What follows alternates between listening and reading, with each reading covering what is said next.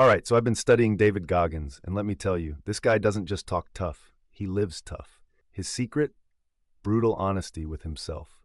On days when most of us would hit snooze or make excuses, Goggins pulls out his phone or a tape recorder and records himself. Yep, he literally talks into the mic, saying exactly how weak, lazy, or unmotivated he feels in that moment. Then, he listens to it later. Why? Because hearing your own voice whining like a victim is eye-opening. It makes you realize how pathetic those thoughts sound coming out loud. That weak version of yourself, he calls it garbage.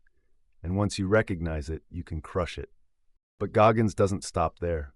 Once he identifies the weakness, he replaces it with strength. He speaks powerfully to himself, words that energize him to his core. Phrases like, "I'm built for this," or "pain is temporary, but quitting lasts forever."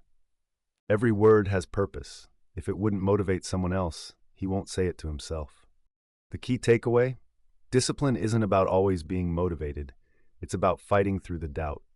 When that weak voice creeps in, Goggins smacks it down immediately. He reminds himself why he started and who he wants to become.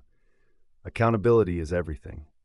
At the end of the day, no one else is responsible for your success but you. So next time you're feeling low, try this. Record yourself, listen back, and call BS on your own excuses. Then replace them with words that push you forward. That's how David Goggins stays disciplined. And maybe, just maybe, it'll work for you too.